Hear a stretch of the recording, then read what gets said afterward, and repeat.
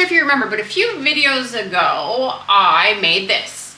And I said that most importantly, I said, hey, look for these little flowers at the end, because I ended up turning this into a triptych. And I said I'd show you in a future video. Well, today is your lucky day.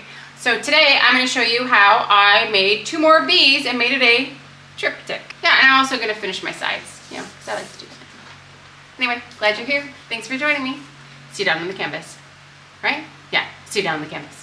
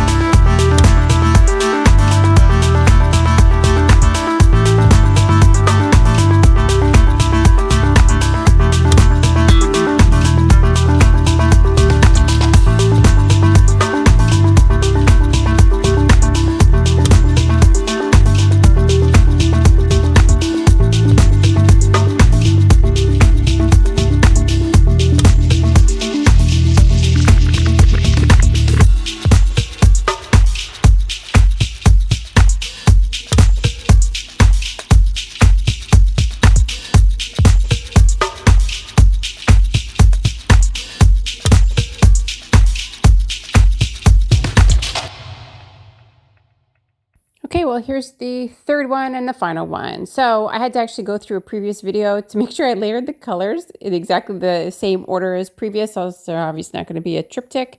And then, of course, I swiped it exactly the same way. I kind of pooched the first one when I swiped. So that's how I created this little fence effect, as people keep calling it.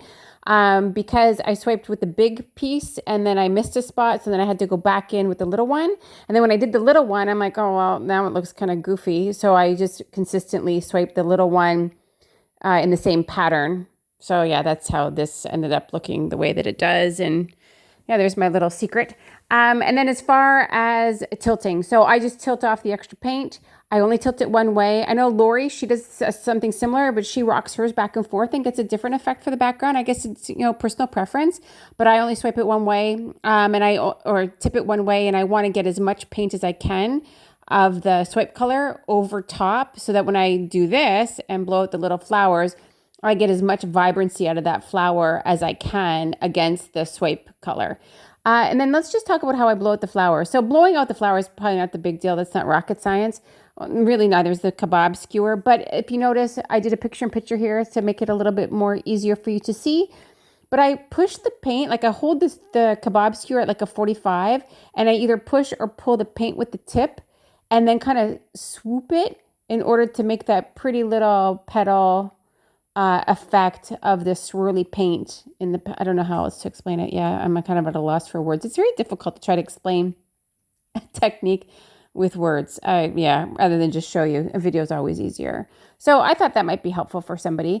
And then somebody did ask me about paint consistency. So for me, my paint consistency, pretty much for everything that I do, but in this particular one, it flows off the stick back into the cup, barely leaves a trace on the surface before completely disappearing. And I mean barely, if at all, leaves a trace. The reason I like that consistency is when I blow out the petals, it kind of holds the petal formation quite well. Also, when I skewer it, it doesn't kind of come back on itself, if that makes any sense.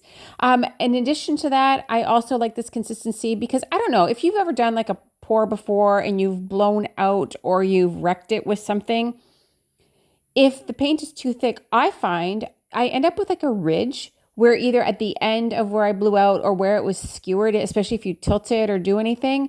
And I want to avoid that. I want it to level and be as flat as possible on the canvas. So that's why I use the consistency that I do. Plus, if you ever wanted to reuse the canvas, let's just say, 6 months from now, I don't like this and I want to pour over top of it. If there's a ridge left from when I blew out something or skewered something, that imprint will forever be there. And I don't want that either. So anyway, that's pretty much it. If you're liking my content, please like, subscribe, turn on notifications. I'll turn up the music and then I'll see you at the end of the video and I'll show you all three of them together. Ciao for now.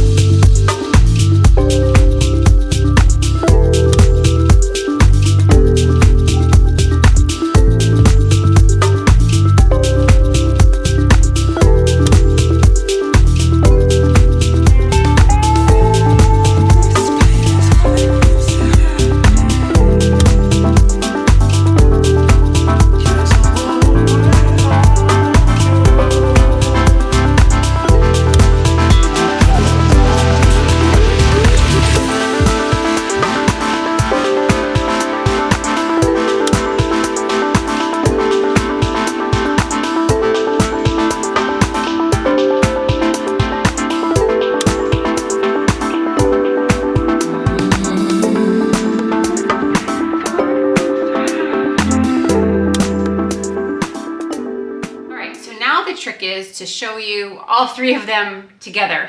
I don't have any wall space in order to be able to show it to you, so we're just gonna have to make do with what we got. So I got them down here. This is the middle one, and this is the first one. I don't know. Well, let's just see. Nope, wrong order. Okay, so it goes, wait, yeah, struggle's real. All right, first one, second one, and then third one. And I don't know how I'm gonna show you. We're gonna try. Okay, ready?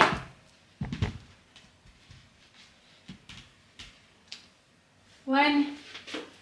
Can you see them? Yeah, I guess you can, but with a really bad glare. And I still don't know, do I have them right? Yeah, I do. Okay, so the first one that I did, which is on this side over here.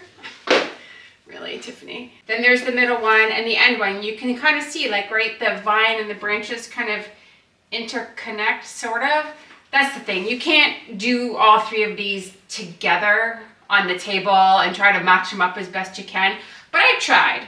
And they're very heavy as I stand here and try to hold them and show you. This is the lamest. This has got, oh my God, I got hair in my face. This has got to be the lamest display of how I'm going to show you my art, and my muscles are hurting me trying to hold these up and show them to you. Come over here. How's this working for you?